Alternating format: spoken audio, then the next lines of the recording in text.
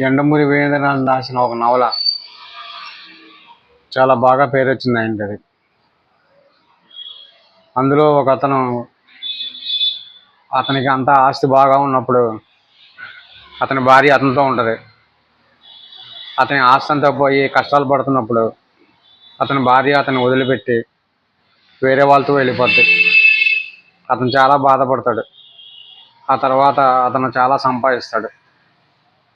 అతను సంపాదించుకొని స్థిరంగా ఉన్న సమయంలో ఆ భార్య ఎవరితో అయితే వెళ్ళిపోయిందో అతను వదిలేస్తాడు. ఆ అమ్మాయిని ఇక అతని అవసరం తీరిపోయింది, ఆమెను వదిలేస్తాడు. ఆమె మళ్ళీ ఎటు దిక్కు తోచక దారి తోచక మళ్ళీ భర్త దగ్గరికి వస్తుంది అనమాట.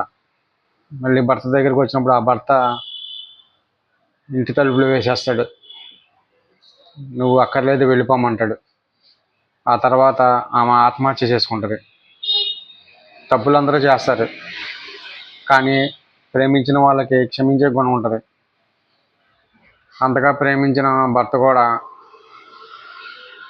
ఆమె ఇతనితో పడుతున్న ఇబ్బందుల నుంచి దూరంగా వెళ్ళిపోయినా కూడా పరిస్థితులు అర్థం చేసుకోకుండా మళ్ళీ తిరిగి వచ్చినప్పుడు ఆమె చనిపోవడానికి ఇతనే కారణం అవుతాడు. ఇది చాలా పెద్ద మంచి కథ, చాలా గొప్ప కథ అని అందరి చేత ప్రశంసింపబడింది.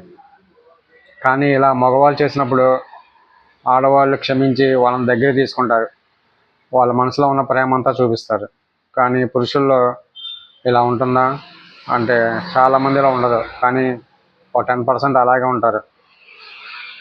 ఒకసారి ప్రేమించారంటే ఎంత కష్టం వచ్చినా నష్టం వచ్చినా వాళ్ళు ఎలాంటి లాస్ అయినా వాళ్ళు చచ్చిపోతున్నా కూడా ఆ వ్యక్తిని అలా ఆదరిస్తూనే ఉంటారు. ఇలాంటి పురుషులు దొరకడం చాలా అదృష్టం. ఎప్పటికీ తమని ఆదరించే భార్యలు దొరకడం కూడా ఆ భర్తల యొక్క అదృష్టం. ప్రేమ అనేది అవసరం అయిపోయింది ఇప్పుడు. బంధంగా మటుకి ఎప్పటికీ మారట్లేదు, ఇక ముందు మారుతుందన్న అవకాశమూ లేదు.